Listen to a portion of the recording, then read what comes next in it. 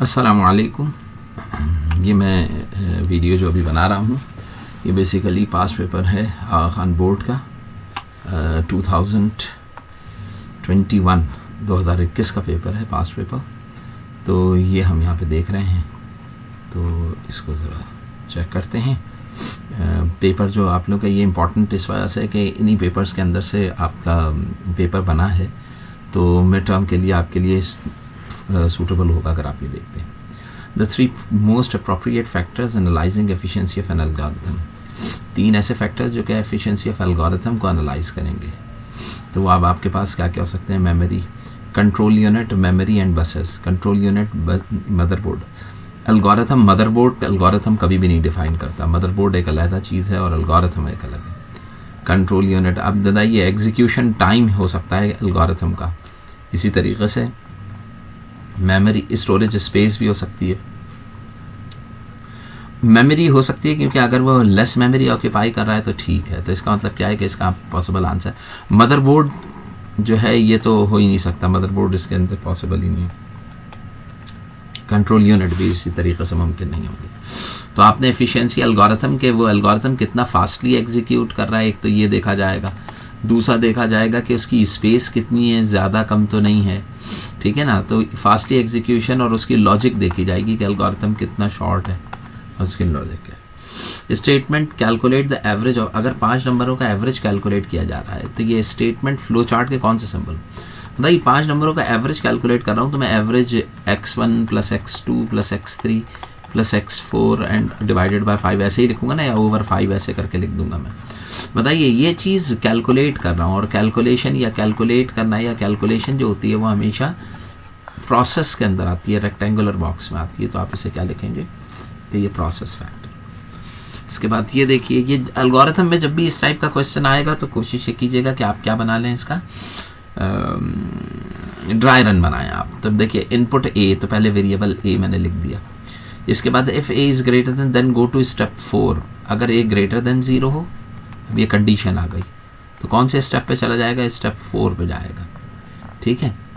Else step 7, अगर 7 पे आएगा तो 7 पे क्या होगा? स्टॉप हो जाएगा। जब तक ट्रू रहेगा तब तक चलेगा, जैसे ही फॉल्स हुआ तो ख़त्म हो जाएगा। अच्छा जी, अब ये ए इज़ ग्रेटर देन 0 जब तक ट्रू है तब तक चलेगा, जैसे ही फॉल्स होगा a is greater than 0 condition ख़त्म हो जाएगा। अच्छा जी, a is equal to a-1 पे कंडीशन आई। फिर ए को मैंने क्या किया, यहाँ पे प्रिंट कराया, ए को, ये प्रिंटिंग होगी ए की। फिर गो टू स्टेप 3, और फिर हम वापस यहाँ से क्या करेंगे? स्टेप 3, यानी कि वापस स्टेप 3 पे लौटने का मतलब क्या है कि हम दोबारा से वापस आ जाएंगे यहाँ पे। तो इनपुट यहाँ पे क्या दिया जा रहा है? इनिशियली जो वैल्यू इनपुट दी जा रही है वो कितनी है आपके पास? 5 है। तो मैं a इज़ इक्वल टू 5, देखिए ये बनाना आना चाहिए। अगर ये बनाना आपको आता है तो आप आसानी से इसको अटैम्प्ट कर सकते हैं। अब देखिए पहला 5 हो गया, 5 इज़ ग्रेटर देन 0, ये ट्रू है, 5 जो है वो 0 से बड़ा है। तो a is equal to a-1, यानी कि अब a की वैल्यू क्या हो जाएगी? 1 से कम हो जाएगी, तो 4 रह जाएगी। 4 क्या होगा? प्रिंट हो जाएगा। जब 4 प्रिंट हुआ वापस आएंगे, a की वैल्यू क्या हो चुकी है? 4 हो चुकी है। यहाँ पे आएंगे 4 इज़ ग्रेटर देन 0, अभी भी ट्रू, तो अब ये 3 हो जाएगा। 3 प्रिंट हो जाएगा, वापस आएगा 3, अभी भी ट्रू है, 2 आएगा ये, ठीक है, माइनस होने के बाद, और 2 प्रिंट हो जाएगा। फिर 2 यहाँ आएगा, फिर भी ट्रू, फिर 1 आएगा, और फिर 1 प्रिंट हो जाएगा, ठीक है। ए इज़ ग्रेटर देन, फिर यहाँ पे 1 आएगा, फिर अभी भी ट्रू है, तो क्या हो जाएगा? 0, और प्रिंट भी क्या हो जाएगा? 0, ठीक है। अब जब यहाँ पे 0 आएगा तो ये वाली चीज़ क्या हो जाएगी? फॉल्स हो जाएगी। जब ये फॉल्स हुई तो आपके पास आउटपुट क्या आएगा? 4 3 2 1 और 0। तो आपके पास 4 3 2 1 0 आउटपुट आ जाएगा, ये वाला आउटपुट होगा, ठीक है। तो ये हमने टेबल बनाना आना चाहिए। अगला देखें, द प्रॉब्लम सॉल्विंग का process, step during which the solution is divided into सब सोल्यूशन। एक सोल्यूशन को हम सब सोल्यूशंस में क्या कर दें? डिवाइड कर दें।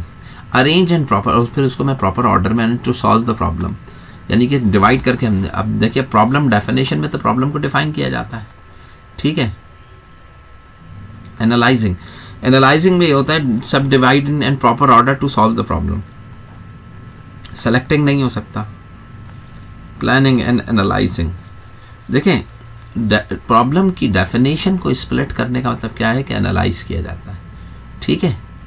तो ये सॉल्यूशन इज डिवाइडेड इनटू सब solutions and arrange in a proper order, और उनको तो ये लेकिन प्रॉब्लम ये बेसिकली एनालाइजिंग के अंदर नहीं आएगा, ये प्लानिंग में आएगा, क्योंकि प्लानिंग जब आप प्रॉपर ऑर्डर में कर रहे होते हैं तो आप असल में क्या कर रहे होते हैं, उसे प्लान कर रहे होते हैं। तो आपके पास आंसर जो होगा वो इसका क्या होगा, सी होगा। आगे चलिए, अब देखिए ये फिर से क्वेश्चन आ गया, ये the output of the algorithm will show the, अब ये बताइए ये एक एल्गोरिथम दिया गया है, इसका आउटपुट क्या आ रहा है। तो क्या कह रहा है, ये A5 है, B7, C15 है, 3 नंबर दे दिए, इनमें वैल्यूज डाल दी, तीनों को ऐड किया, x में डालो, x को डिवाइड कर दिया। तो इसका मतलब क्या, 3 नंबर्स का ये क्या आ रहा है, एवरेज आ रहा है। तो एवरेज ऑफ 3 नंबर्स आपको डिस्प्ले कर रहा है, ये शो कर रहा है। तो इसमें मैं क्या लिखूंगा, एवरेज ऑफ 3 नंबर, यानी कि इसमें एल्गोरिथम को रीड करके ये अंडरस्टैंड करना कि एल्गोरिथम क्या फंक्शन परफॉर्म कर रहा है, किस चीज़ के लिए बनाया गया। तो ये भी इंपॉर्टेंट स्टेप हो सकता है। अब ये एल्गोरिथम फिर से आ गया, फाइनल आउटपुट बताना है। तो इसमें दोबारा से हम वैसे एक वेरिएबल पहले आया J, फिर वेरिएबल आया K, ठीक है, J और K हो गए, फिर L आया J into K, L is equals to J multiply by K। उसके बाद क्या किया, K is equals to K plus 1 is equal to K plus 1। फिर क्या किया, आउटपुट L को हमने आउटपुट, या ऐसे करके ब्रैकेट बना देंगे ना, तो वो स्क्वायर बना देंगे, उसका मतलब आउटपुट है। If K is less than और equal to 5 then go to step 4। अगर हो तो फिर कहाँ जाओ, और यानी कि अगर ये ट्रू होता है तो फिर वापस लौटेंगे, वरना नहीं, ठीक है, वरना फिर एंड हो जाएगा, 8 पे आ जाएगा, खत्म हो जाएगा। J की स्टार्टिंग वैल्यू क्या है, 4 है, और K की स्टार्टिंग वैल्यू क्या है, 1 है। अब बताइए J मल्टीप्लाई बाय K, इनको मल्टीप्लाई करें तो आंसर क्या आएगा, 4। K में 1 ऐड कर दें, K 1 था तो अब यहाँ पे क्या हो जाएगा, 2। प्रिंट क्या कर रहा हूँ मैं, L की वैल्यू क्या है, 4 प्रिंट हो गया। अब ये बताइए K की वैल्यू क्या है, 1। K की वैल्यू यहाँ पे क्या हो चुकी है, बढ़ के 2 हो चुकी है। तो 2 को जब कंपेयर करूंगा is less than equal to, तो ये क्या होगा, ट्रू होगा। यानी कि ये वाला 2 कंपेयर किया जाएगा किस चीज से, इससे कंपेयर होगा 5 से। अगले स्टेप में जब उतरेंगे, J अभी भी किसके बराबर है, देखिए J की वैल्यू कहीं चेंज नहीं हुई है, तो J अभी भी 4 है। K की वैल्यू जो 1 थी वो अब ट्रांसफॉर्म होके क्या हो गई है, 2, सही। अब 4 2 का क्या आंसर आया, 8। K की वैल्यू क्या हो गई, जो 2 थी वो इंक्रीज होके क्या हो गई, 3 हो गई। जब K की वैल्यू 3 हुई तो अब आपने क्या करना है, आप प्रिंट क्या कर रहे हैं, L की वैल्यू क्या, 8, तो 8 प्रिंट हो जाएगा।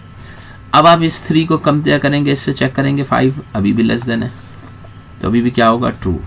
फिर ये 4 होगा, ये 3 हो चुका है, 4 3 12 होगा, यहाँ पे क्या आ जाएगा, एडअप होके 4 को 5 से कंपेयर करूँगा तो यहाँ पे 12 ही प्रिंट आएगा, और ये अभी भी ट्रू हो जाएगा। फिर भी ये 4 रहेगा, यहाँ पे 4 आएगा, 4 4 से 16 आ जाएगा, यहाँ पे 5 होगा ये, और ये L 16 आ जाएगा, और ये अभी भी क्या होगा, इक्वल टू है ना, K is less than equal to 5, तो अभी भी ट्रू है। फिर यहाँ पे क्या होगा, 4, यहाँ पे क्या आ जाएगा, 5, ये हो जाएगा 20, K की वैल्यू क्या हो जाएगी, 6, और ये प्रिंट हो जाएगा 20, और अब ये क्या होगा, फॉल्स हो जाएगा। जैसे ये फॉल्स होगा तो यहाँ पे प्रोग्राम का एग्जीक्यूशन स्टॉप हो जाएगा। जो आउटपुट, द फाइनल आउटपुट जो आ रहा होगा वो क्या आ रहा होगा, 4 8 12 16 और 20। अब ये कह रहा है द फाइनल आउटपुट वैल्यू बताओ, सारे नहीं, आखिरी आउटपुट वैल्यू। तो बताइए आखिरी आउटपुट वैल्यू जो आ रही होगी वो क्या आ रही होगी, 20। 20 इज द आंसर। ये टेबल बनाना आना चाहिए। ये वीडियो के अंदर पॉज करके बार बार इसको देख के अपने साथ रिपीट कर लें, इस तरह के क्वेश्चंस आने के चांस है। Consider following flow chart symbol. ये वाला जो सिंबल होता है ओवल शेप, ये स्टार्ट स्टॉप के लिए इस्तेमाल होता है।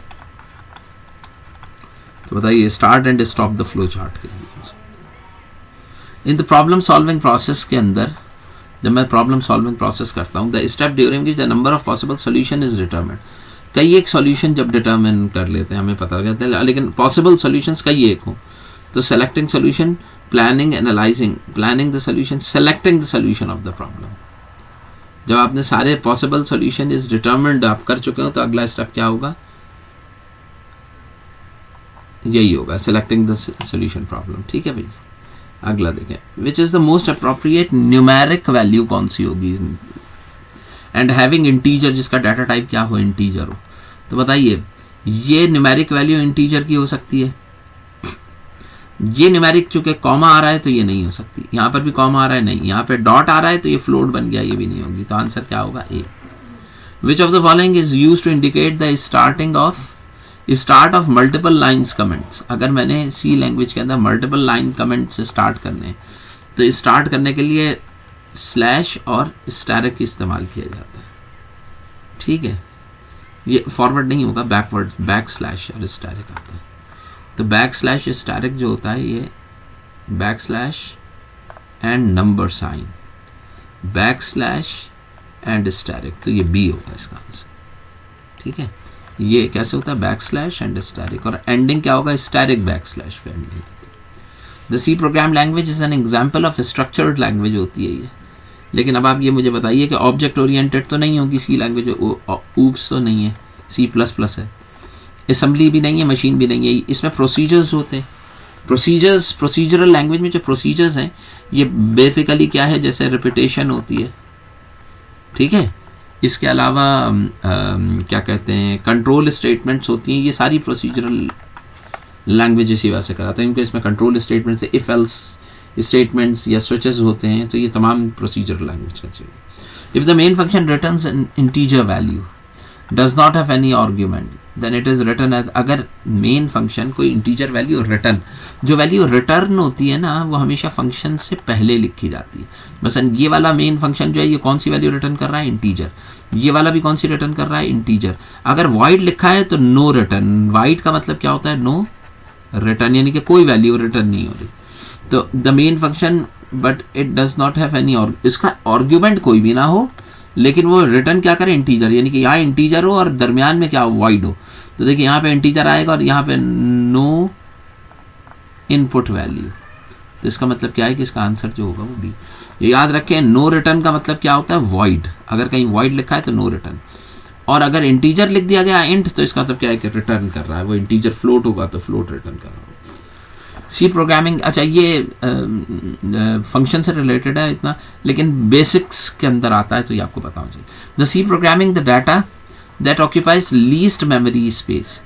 तो बताइए इसमें से लीस्ट जो होता है वो कैरेक्टर रखता है, आप जानते हैं इन सब में, तो आपको ये पता होना चाहिए। आप क्वेश्चन में अगर लीस्ट दिया जा सकता है तो मोस्ट मेमोरी या हाईएस्ट या मैक्सिमम मेमोरी स्पेस अटेन करने वाला भी आपसे पूछा जा सकता है। How many type of type casting हमने पढ़ी थी, हमने देखा था कि टाइप कास्टिंग दो तरह की होती है। कौन कौन सी, एक आपके एक्सट्रिंसिक होती है, एक इंट्रिंसिक होती है। इंट्रिंसिक और एक्सट्रिंसिक का मतलब क्या हो गया कि इंटरनली होती है, एक एक्सटर्नली होती है, बाय फोर्स की जाती है, तो दो टाइप्स हो गए। The process of finding and removing error जो होता है ये डीबग कहलाता है।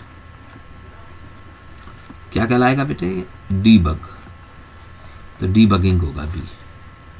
The correct categorisation of built in function based on preprocessor, यानी कि ऐसा बिल्ट इन फंक्शन, यानी कि आप जानते हैं प्री प्रोसेसर डायरेक्टर्स यानी कि .h फाइलें जो होती हैं उनके अंदर फंक्शंस एग्जिस्ट करते हैं। तो इसमें सही इंक्लूड फाइल में कौन सा फंक्शन है, तो देखें printf और scanf। देखें stdio.h में printf होता है, लेकिन कौन IOH में scanf नहीं होता। ये scanf भी किस में होता है, इसमें ही होता है, ये दोनों एक में होते हैं, तो ये गलत हो जाएगा। CLR SCR कौन IO में होता है, और getch भी किस में होता है, कौन IO में होता है, तो ये भी नहीं होगा। printf और CLR SCR, getch और scanf, printf इसमें है, अब देखिए printf इसमें है और CLR SCR किस में है, इसमें है, तो इसका मतलब क्या है कि C जो है वो ठीक है। बाकी getch जो होता है वो कौन IO के अंदर होगा और scanf जो है वो इसमें होगा, तो ये भी गलत हो जाएगा। तो आंसर ऑप्शन जो है आपका वो सही कौन सा है, C। Consider this language reference how many operators are incorrect, इसमें कितने, देखिए y इज इक्वल टू सही लिखा है, 100 डिवीजन गलत लिखा हुआ है, प्लस -3 मल्टीप्लाई भी गलत लिखा है, तो इसमें दो ऐसे जो इनकरेक्ट है। The purpose of using m%, scanf के अंदर परसेंट एड्रेस के लिए इस्तेमाल होता है। To store an input value memory address, किसी खास मेमोरी एड्रेस पे वैल्यू स्टोर करने के लिए एम्परसेंड यूज किया। तो ये हमने कर रखा था। इसके बाद देखिए ये कुछ आपको यूनरी ऑपरेटर्स बता जा रहे हैं। यूनरी ऑपरेटर्स कैसे होते हैं? जिनका ऑपरेंट सिर्फ वन ऑपरेंट होता है, ओनली वन ऑपरेंट। जब एक ही ऑपरेंट हुआ तो इसका मतलब क्या है, जैसे x प्लस प्लस लिख लिया तो इसका एक ही ऑपरेंट है, दूसरा यहाँ पे मौजूद नहीं है। तो अब आप देखिए प्लस प्लस है। अच्छा, अगर मैं लिखता हूं नॉट ऑफ ए, तो अगर ए ट्रू है तो नॉट से वो फॉल्स हो जाएगा। तो ये जो नॉट है ना, ये भी यूनरी कंसीडर किया जाता है। ये बाइनरी होता है, लाइक ए एम% बी, तो इसके दो ऑपरेंट्स होते हैं, तो ये यूनरी नहीं है। इसके अंदर भी ए और बी करते हैं, तो ये भी नहीं है। तो इसका मतलब क्या है, 1 और 2 होगा यूनरी ऑपरेटर। ये नीचे वाले दोनों बाइनरी हैं। The example of compound assignment operator. Compound assignment operator, अब बताइए असाइनमेंट ऑपरेटर क्या होता है? असाइन करने के लिए a is equal to 5 value assign की जा रही है किसमें? a में।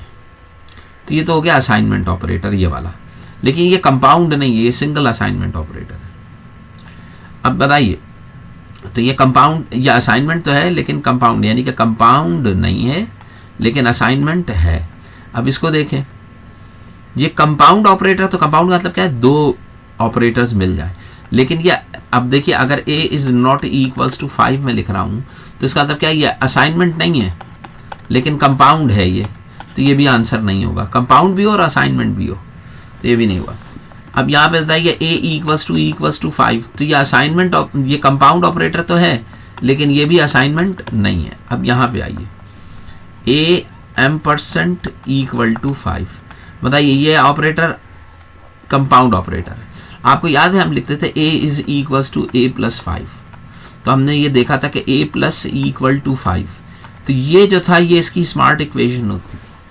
अब यहाँ पे देखें, ये दोनों ऑपरेटर्स एक साथ लिखे हुए हैं, तो ये कौन से ऑपरेटर हो गए? कंपाउंड हो गए।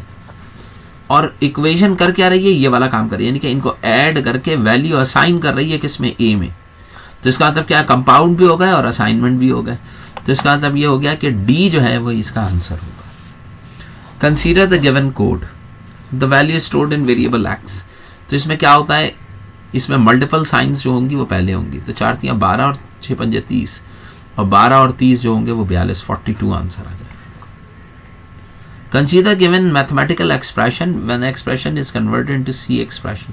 जब मैं इसे सी में, तो देखिए कैसे करूंगा, ये आएगा 100 होगा, डिवाइडेड बाय ये वाला साइन आएगा 10, और फिर ग्रेटर देन इक्वल टू। अब ये स्क्वायर कह रहा है ना, तो इसमें दो तरीके हैं, या तो आप लिखें x मल्टीप्लाई बाय y और x, और फिर यहाँ पे मल्टीप्लाई का साइन आएगा, मल्टीप्लाई बाय y। ठीक है, ये इस तरीके से। बाकी ये वाली चीज़ें ऐसे नहीं, इसमें पाव करके फिर लिखा जाता है अगर लिखना चाहें तो, यानी कि ऐसे भी लिखा जा सकता था, is greater than equal to pow, और यहाँ पे आप लिखते x मल्टीप्लाई बाय y, 2।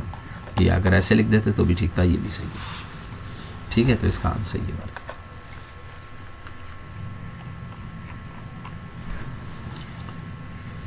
अच्छा, एक कैरेक्टर है ch के अंदर इन्होंने क्या चीज़ डाल दिया, कैट डाल दिया। यानी कि ch जो है वो एक ऐसा वेरिएबल है जो एक वक्त में एक कैरेक्टर को होल्ड कर सकता है, उसमें एक प्लेस है। जब कैट डालूंगा तो पहले इसमें क्या आएगा, ये ch का, जब मैं इसमें कैट मूव कराऊंगा पहले मूव करेगा c, फिर जब इसके पीछे आएगा a तो ये c के ऊपर क्या हो जाएगा, ओवरराइट हो जाएगा, और जब t आएगा तो इसके ऊपर a के ऊपर क्या ओवरराइट हो जाएगा। तो आखिर में ch के अंदर क्या मौजूद होगा, t मौजूद होगा। तो ch के अंदर क्या आया, t। अब पुट 4 का मतलब क्या है कि ये इसको डिस्प्ले कर देगा, यानी कि जो कैरेक्टर ch के अंदर जो वैल्यू, तो जब आप इसको डिस्प्ले करेंगे तो इसके डिस्प्ले जो यूनिट आएगा, जो डिस्प्ले आएगा वो क्या आएगा, खाली टी डिस्प्ले होना चाहिए। अब देखिए मेमोरी स्पेस ch वेरिएबल की मेमोरी स्पेस 1 बाइट की होती है, उनके कैरेक्टर टाइप है। आउटपुट क्या होगा, टी होगा आउटपुट इसके अंदर। ठीक है भाई, ये अभी हमने ऊपर देख लिया। अच्छा, the following correctly input 2 values. अगर मुझे 2 वैल्यूज को इनपुट लेना है तो बताइए इसमें से कौन सी स्टेटमेंट ठीक है। अब बताइए, अगर मैंने इंटीजर x और y इंटीजर डिफाइन किए हुए हैं, x भी इंटीजर है y भी, तो हम कैसे लिखते थे कि देखिए यहाँ पे इंटीजर है तो ये वाली चीज़ तो गलत लिखी हुई है। देखें, अगर इंटीजर है तो m% f नहीं होना चाहिए, और m% तो इधर आता था, तो ये गलत हो गया। अगर ये इंटीजर है तो f% होता था, ये भी गलत हो गया। फ्लोट है तो देखो %f कॉमा नहीं आना चाहिए, ये कॉमा गलत लगा हुआ है, ठीक है। और यहाँ पे हमारे पास क्या चाहिए, m% आने चाहिए, वो भी नहीं लगा हुआ, तो ये भी गलत हो गया। यहाँ पे देखिए float xy %f m%x m, तो ये ठीक है। तो आपके पास आंसर जो होगा वो क्या होगा इसका, डी। और टू रीड और प्रिंट एन इंटीजर, एक वैल्यू इंटीजर वैल्यू को रीड करके प्रिंट, इंटीजर वैल्यू प्रिंट कराने के लिए %d यूज होगा। Consider the statement C, m%2 equals to 0, m%3 equals to 0. Statement be true if the value of a is, बताइए इसका answer true कब आएगा, जब ये भी ट्रू हो और ये भी, क्योंकि एंड दिया हुआ है, जब दोनों ट्रू होंगे तभी ट्रू होगा ना। अब दोनों ट्रू होने का मतलब क्या है, a डिवाइडेड बाय 2, आंसर 0 सताएगा जब a से ये एग्जैक्टली डिविजिबल हो। अब मैं बताइए, अगर मैं a के अंदर 10 रखता हूँ तो यहाँ पे 10 रखूंगा तो इधर भी 10 रखना पड़ेगा, यानी कि ये एक ऐसा नंबर हो जो 2 से भी डिविजिबल हो एक ही वक्त में और 3 से भी डिविजिबल हो। तो बताइए, अगर मैं 10 रखता हूँ तो 10 तो 2 से डिविजिबल होता है, यहाँ पे 0, ये वाला ट्रू हो जाएगा, लेकिन ये फॉल्स हो जाएगा क्योंकि 10 डिवाइडेड बाय 3 0 नहीं होता, 1 आ जाएगा, तो ये पहला वाला नहीं हो सकता। अब 12 करके देखें, 12 डिवाइडेड बाय 2 और 12 डिवाइडेड बाय 3 दोनों डिवाइड हो जाते हैं, 0 0 आ रहा है, तो इसका मतलब क्या है कि 12 अगर मैं यहाँ पे लिखूँ 12:2, तो ये भी आपके पास आंसर 0 आएगा, और 12:3 यानी कि %3, तो इसका भी आंसर क्या आएगा 0। तो करेक्ट आंसर क्या होगा 12। 14 रखता हूँ तो देखो यहाँ पे हो जाएगा, यहाँ नहीं होगा। 16 रखता हूँ यहाँ पर हो जाएगा, यहाँ पे नहीं होगा, तो आंसर क्या आएगा आपके पास 12 आ रहा होगा। तो देखिए ये अच्छा क्वेश्चन था। ये क्वेश्चन आपके पेपर में तो नहीं है, लेकिन फॉर नेक्स्ट लूप के रिलेटिवली आ सकता है, वाइल आप जानते हैं कैसे यूज हो रहा होता है। तो अगर मैं इसका आउटपुट के लिए इसका ड्राई रन बनाऊँ तो आपके लिए हेल्पफुल हो सकता है, वो देख लें कैसे बनेगा। पहले इंटीजर y = 1, तो ये y की वैल्यू आ गई। फिर y > 9, ये लिख लिया आपने कंडीशन, यानी कि कंडीशन जब तक ट्रू रहेगी तब तक चलेगा, फॉल्स पे खत्म हो जाएगा। फिर क्या होता है प्रिंट एफ y को प्रिंट एफ, देखिए यही है ना स्टेटमेंट प्रिंट एफ, तो मैं प्रिंट एफ पूरी क्यों लिखूँ, मैं सिर्फ और सिर्फ y को प्रिंट करा देता हूँ। नीचे y = y + 2 आ जाएगा, और फिर हम वापस लौट जाएंगे। यहाँ पे खत्म हो गया ना, तो इसका मतलब वापस लौट रहे हैं चेकिंग के लिए। तो फिर y की स्टार्टिंग वैल्यू क्या है 1, 1 > 9 ट्रू, तो y 1 प्रिंट हो जाएगा, और y की वैल्यू 1 + 2 क्या हो जाएगी 3। अभी y की वैल्यू 3 है, 3 > 9 ट्रू, क्या प्रिंट हो जाएगा 3, और यहाँ पे 3 + 2 क्या हो जाएगा 5। अब यहाँ पे आएगा 5, अभी भी ये ट्रू है, 5 + 5 प्रिंट होगा, और 5 + 2 क्या हो जाएगा 7, तो ये 7 आएगा, अभी भी ट्रू है, 7 प्रिंट करेगा, और फिर ये 9 हो जाएगा। वापस लौटें, यहाँ पे आएगा 9, अब ये हो गया लेस देन है ना, तो इक्वल टू हो गया, तो ये फॉल्स हो गया। जब ये कंडीशन फॉल्स हुई यहाँ पर, तो आउटपुट आपके पास क्या आ रहा होगा 1 3 5 एंड 7, तो आपके पास आउटपुट होना चाहिए 1 3 5 एंड 7, 1 3 5 7। अच्छा, अब आप यहाँ पे देखो, यहाँ पे इन्होंने वर्टिकल दिया हुआ है ना, ये वर्टिकल कब आता है जब हर स्टेटमेंट के आखिर में /n होता, लेकिन यहाँ पर तो है ही नहीं, तो इसका मतलब क्या है कैसे, तो भी आंसर आ जाएगा। अब यहाँ पे देखिए आपको आउटपुट बता दिया और आपसे कहना है प्रोग्राम कौन सा बनेगा, तो ये भी वाइल का दिया हुआ है, वाइल का इतना डेप्थ में हमने दिया। विच of the following is a control structure, कौन सा इसमें, फॉर लूप कंट्रोल तो नहीं होता है, तो लूपिंग स्ट्रक्चर। इफ एल्स है, फॉर्मेट स्पेसिफायर और प्री प्रोसेसिंग, तो इफ एल्स जो होता है या स्विचिंग स्टेटमेंट, ये सारे क्या होंगे, या इफ खाली लिख लें, इफ एल्स इफ लिख लें, ये सारे control structures. Which of the following repetition structure, इसमें से रिपीटेशन स्ट्रक्चर या क्या कहते हैं लूपिंग स्ट्रक्चर सब एक ही। आइटरेटिव स्ट्रक्चर, अगर आइटरेटिव होता तो भी वही होता, तो इनके स्ट्रक्चर कौन सा है, डू व्हाइल लूप यहाँ है, फॉर भी हो सकता था, for loop. If more than 2, अगर 2 से ज्यादा कंडीशन नीडेड टू बी, 2 से ज्यादा कंडीशन टेस्ट करनी हो, condition statement should be used, कौन सी, इफ के अंदर। तो अगर 2 से ज्यादा condition need to be tested more than 2, तो इफ के अंदर तो एक ही कंडीशन इफ लिखते हो और फिर एक ही कंडीशन अप्लाई करके चेक करते हो। इफ एल्स में क्या करेंगे आप, दो कंडीशन चेक करेंगे, इफ होगा और फिर एल्स होगा। लेकिन इफ एल्स इफ में मोर देन 2 कंडीशन, तो ओनली 3 आंसर आएगा, क्योंकि इफ एल्स इफ फिर एल्स इफ फिर एल्स इफ, तो multiple condition. How many types of loops are there in C programming, तो 3 तरह के लूप्स होते हैं। अब यहाँ पे देखें, ये इन्होंने ऐसे ही दिया हुआ है, ये इंपॉर्टेंट है थोड़ा सा समझने की है। ये मैंने आपको बताया था कि अगर लिखा है ए प्लस प्लस या लिखा है प्लस प्लस ए, इसका मतलब क्या होता है, इट विल रिटर्न फर्स्ट। ये रिटर्न क्या होगा, पहले रिटर्न होगा देन इंक्रीजेस, और फिर क्या करेगा, ये इंक्रीज करेगा। इसके अंदर क्या है, ये उल्टा है कि it add first then return. इसमें प्लस प्लस पहले आ रहा है, इसमें प्लस प्लस पहले आ रहा है तो ऐड फर्स्ट होगा, इसमें वेरिएबल पहले आ रहा है तो रिटर्न फर्स्ट होगा। ठीक है, तो ये चीज़ इंपॉर्टेंट है। अब यहाँ पे देख लें कि सिचुएशन क्या दी हुई है, उसके हिसाब से यहाँ पे देखें, इंटीजर num1 7 के बराबर और num2 भी क्या है, ये दोनों 7 7 के बराबर है। अब यहाँ पे कंपैरिजन हो रहा है। अब मैं अगर कंपेयर देखूँ तो कंपैरिजन के अंदर देखिए, कंपेयर करते हुए ये वैल्यू अपनी क्या रिटर्न देगा, 7। अब यहाँ पे बताइए पहले वैल्यू रिटर्न देगा या पहले ऐड करेगा। तो देखिए प्लस प्लस नम आ रहा है, तो इसका मतलब क्या है कि पहले क्या करेगा, ऐड करेगा। समझ रहे, प्लस प्लस में पहले क्या करता है, ऐड करता है। तो बताइए जब ये ऐड होगा तो नम 7 है तो नम क्या हो जाएगा, 8, और फिर रिटर्न वैल्यू क्या देगा, ये 8 देगा। तो 7 और 8 को कंपेयर करोगे तो ये फॉल्स हो जाएगा। फॉल्स हुआ तो ये पहली कंडीशन ट्रू नहीं होगी। एल्स इफ अब इधर चेक करें।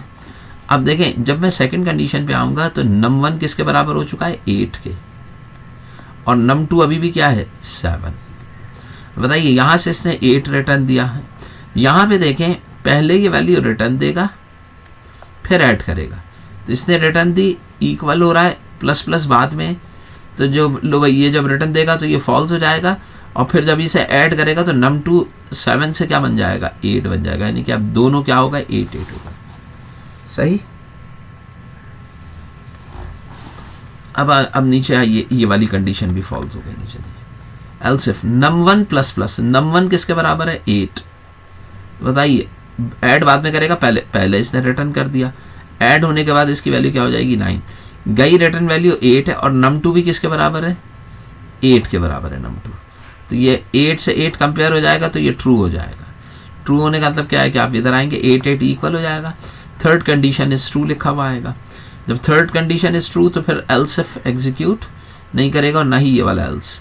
ये यहाँ से थर्ड कंडीशन ट्रू करके ये रिटर्न 0 पे आएगा और ख़त्म हो जाएगा। तो third condition is true answer आना चाहिए। समझे।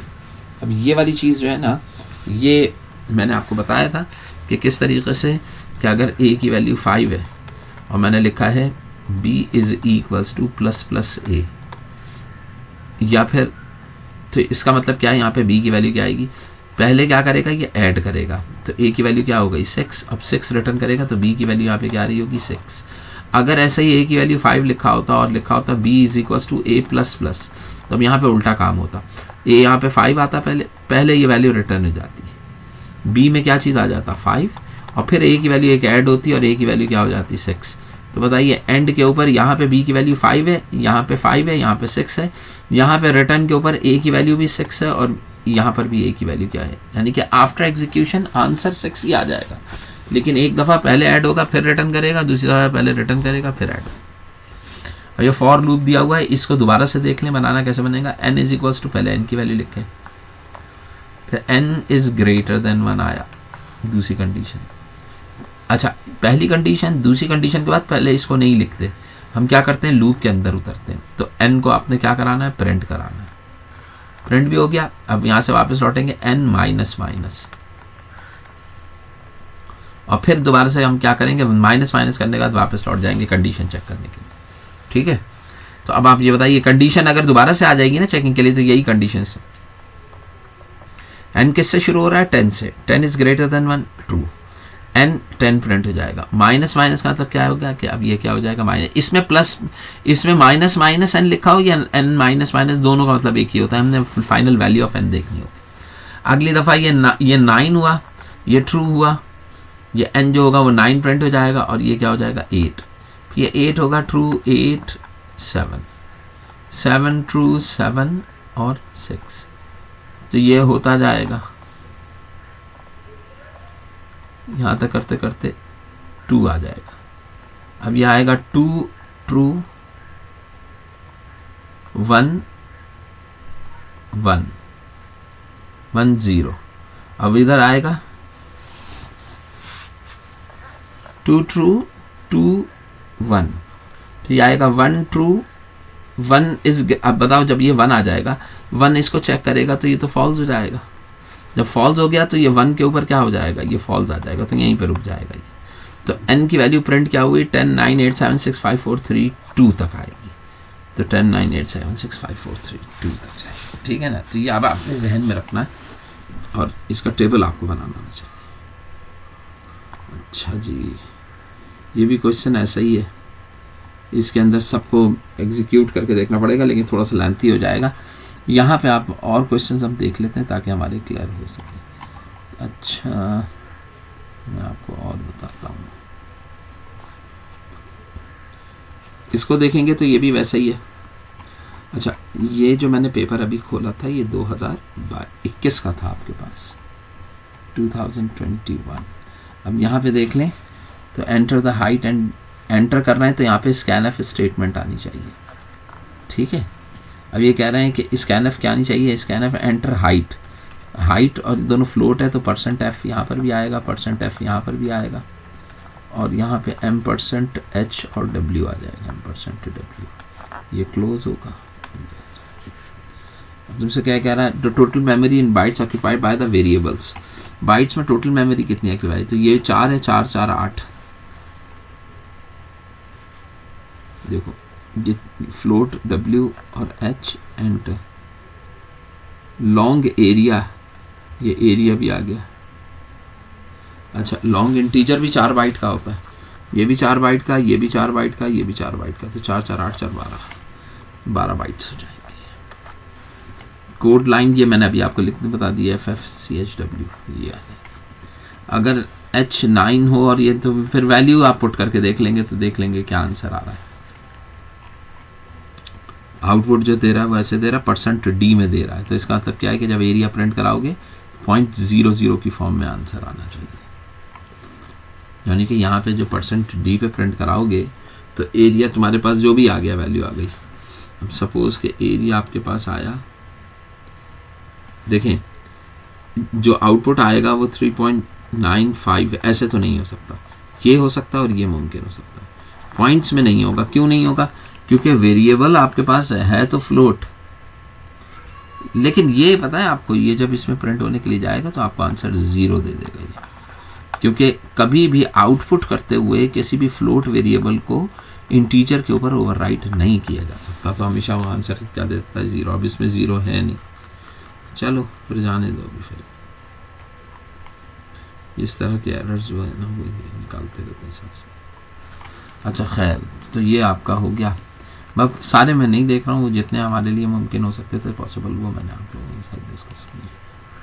अच्छा, इसके अलावा ATP computer 2022,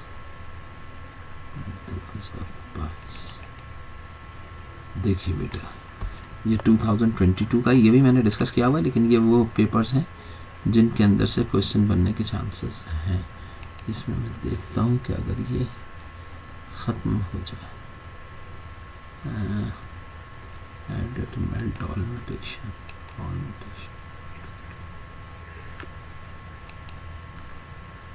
remove all notation, नहीं जी, ये भी नहीं है।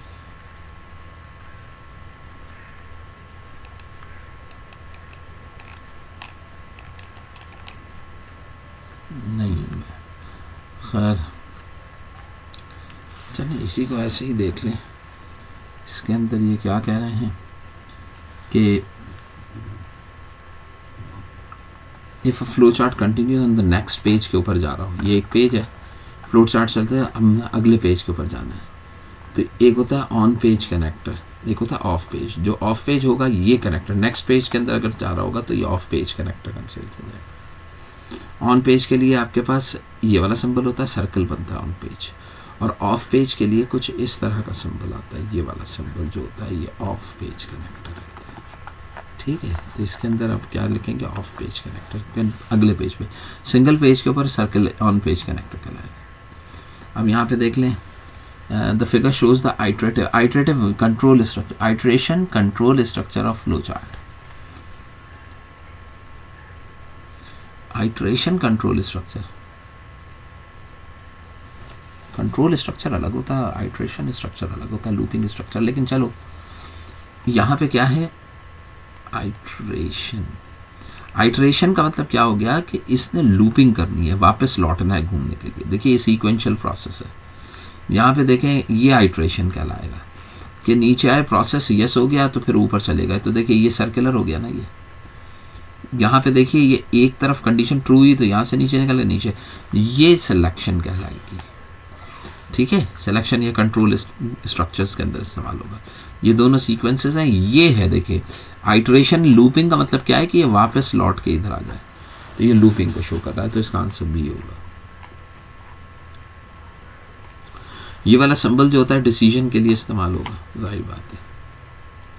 प्रिंट ए बी अगर लिखा हुआ है कहीं पर, यानी कि प्रिंट मैं करा रहा हूँ ए और बी दो वेरिएबल्स को, तो कौन सा फ्लो चार्ट सिंबल यूज होगा, है must symbol flow chart printing के लिए ये होता है पैरेललोग्राम, तो इसके लिए आउटपुट डिसीजन आउटपुट के लिए इस्तेमाल होगा। या फिर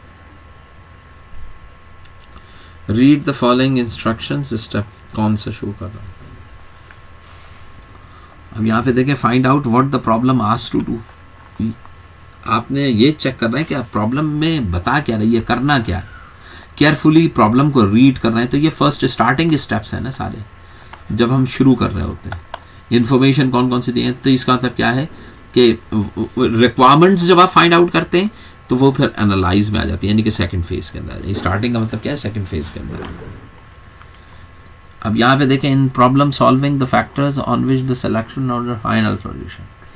अब वही वाली बात हो गई कि अगर एल्गोरिथम बेस्ट है तो वो कौन कौन से फैक्टर, कॉस्ट उसके ऊपर इफेक्ट करती है, कम कॉस्ट वाला उठाना पड़ेगा, ज़्यादा स्पीड वाला, रिपीटेशन ज़रूरी नहीं है, कॉम्प्लेक्सिटी लेस कॉम्प्लेक्स हो। तो अगर तीन ऑप्शन के ऊपर देखा जाए तो मुझे जो ज़्यादा बेहतर लग रहा है 1, 3 और 4 लग रहा है, 1, 3 एंड 4, तो यही आंसर होगा। देखिए कॉम्प्लेक्सिटी जितनी कम होगी उतना बेहतर होता है, तो फैक्टर हो सकता है। यहाँ पे ये देख लें, आपको ये दिया हुआ है, इसके रिलेटिवली देखें ये स्टार्ट दिया गया है, ए बी सी दिए गए हैं। तो अब हम क्या करेंगे, देखें पहले ए लिखेंगे, फिर बी लिखा जाएगा, फिर सी इज इक्वल्स टू A%B। देखिए जिस ऑर्डर में होता है मैं देखें उसी ऑर्डर में लिखता जा रहा हूँ। फिर x is equals to c into b, फिर ये वाली चीज़ आ जाएगी यहाँ पर। फिर अगला क्या आएगा, b इज इक्वल्स टू, और उसके बाद फिर कंडीशन आ रही है। जैसे ही कंडीशन आए तो कंडीशन गो टू स्टेप 4 वापस लौटना है ना, बस यहाँ कंडीशन तक लिख लेंगे। अब यहाँ पे वैल्यूज डाली और लिखना शुरू कर दें, तो जहाँ तक जाएंगे वहाँ तक आपके पास आउटपुट जो भी एल्गोरिथम में होगा वो मेंशन कर देंगे कि आउटपुट 16 आ रहा 16। अब इसी तरीके से ये भी एल्गोरिथम दिया गया तो इसको भी वैसे ही डिज़ाइन किया गया। ठीक है, अब यहाँ पे सी कंपाइलर जो होता है वो असल में क्या करता है, ट्रांसलेट करता है क्या मशीन कोड। अब ये देखिए कंपाइलर का काम क्या होता है, सोर्स प्रोग्राम, यानी कि जो आप लिख रहे होते हैं वो सोर्स प्रोग्राम ऑब्जेक्ट प्रोग्राम में कन्वर्ट करता है। सोर्स प्रोग्राम होता है आपके पास .C लैंग्वेज का, उसको ऑब्जेक्ट कोड यानी कि .XD के अंदर क्या करता है, कन्वर्जन परफॉर्म करता है। Which of the about assembly, assembly language में क्या चीज़, कंसिस्ट ऑफ निमोनिक्स होते हैं असेंबली लैंग्वेज में। Translate machine language by using interpreter, machine language interpreter तो इस्तेमाल नहीं करती ना, वो तो असम्बलर यूज़ करे। It require less execution time and less storage high level. The program that must converted into machine language before execution. अब बताइए इसमें से क्या क्या चीज़ें सही हैं, क्या क्या, तो ये दूसरी वाली स्टेटमेंट गलत लग रही है, वरना इसमें भी इंटरप्रेटर होता है तो कन्वर्जन करना लाजमी है। लेस एग्जीक्यूशन टाइम भी ठीक है, तो इसके अंदर जो गलत है वो ये क्या है कि translate into compiler interpreter. In contrast to compiler, interpreter क्या होता है, रिक्वायर्स मोर, ये देखिए display error in each line 1 by 9। यानी इंटरप्रेटर जो होता है वो हर एक लाइन को अलग अलग एग्जीक्यूट करके उसके एरर्स डिस्प्ले कराता है, जबकि बाकी जो कंपाइलर होता है required more memory to operate, ठीक है। ट्रांसलेट इंटायर, कंपाइलर इकट्ठा सारा प्रोग्राम ट्रांसलेट करता है, इंटरमीडिएट ऑब्जेक्ट कोड फॉर्म करता है। डिक्लेयर, कंपाइलर जो होता है सी लैंग्वेज जो होता है वो कंपाइलर बेस्ड लैंग्वेज है। डिक्लेरेशन ऑफ वेरिएबल कंसिस्ट, जब मैं डिक्लेयर करने जाता हूँ variable, variable value followed by the, क्या वेरिएबल की value followed by the variable name? नहीं। वेरिएबल डाटा टाइप, हाँ ये सही है, जैसे integer a is equal to 5 लिखा, तो देखो variable data type followed by variable name, ये तो ठीक है।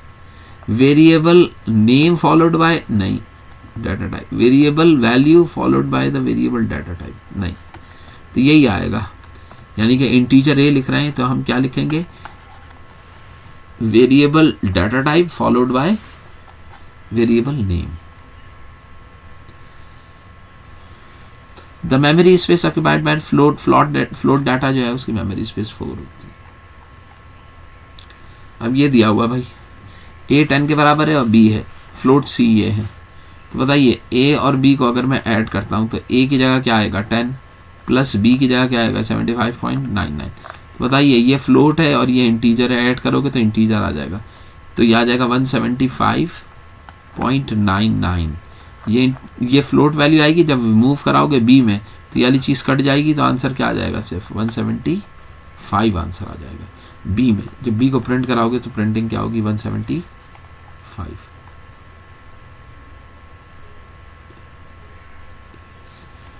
80 सॉरी 10 और 75, ये 10 है 100 नहीं है, तो ये 85 आ जाएगा। आपका आंसर जो होगा वो 85 होगा। एक मिनट में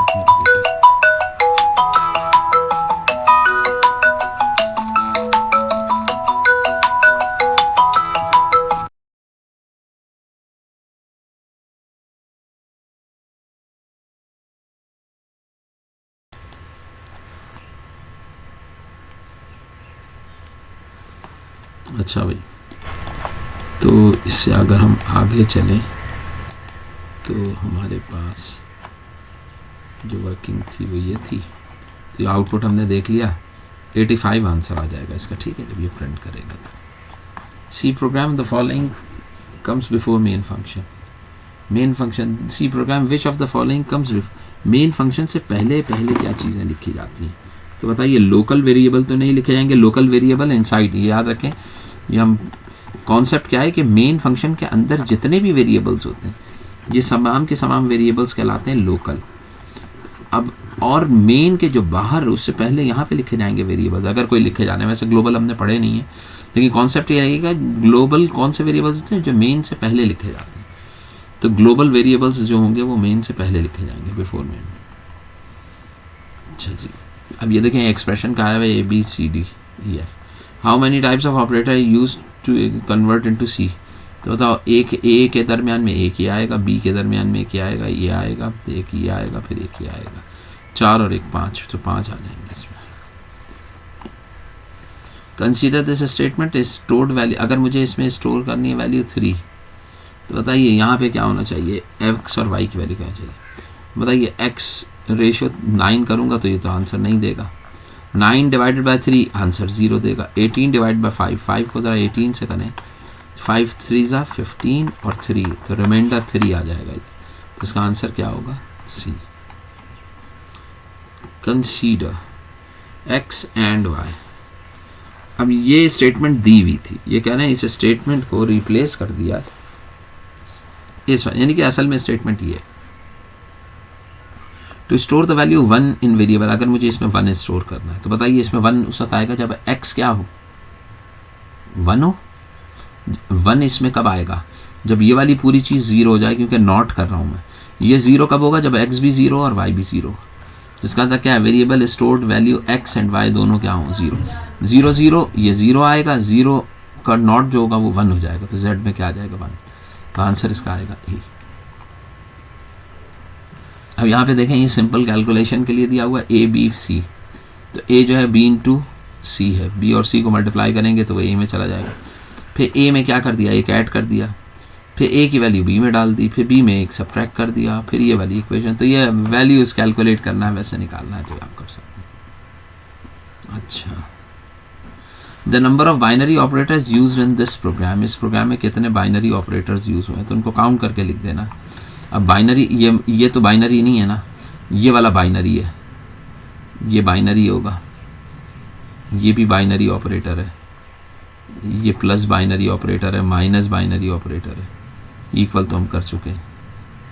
तो ये बाइनरी ऑपरेटर्स इस्तेमाल जो हुए मैं उनको काउंट करके लिख दूंगी। तो इसी टाइप के क्वेश्चंस आएंगे। देखिए यहाँ पे वैल्यूज़ दी हुई हैं, फिर इसमें इसको कैलकुलेट करके लिखेंगे कि क्या आंसर इसका दिया है। तो इसी टाइप के क्वेश्चंस होंगे, बहुत ज़्यादा हाई फाई नहीं होंगे जिसे देख के आप परेशान हो जाएं कि भाई पता नहीं क्या चीज़ दे दी गई है।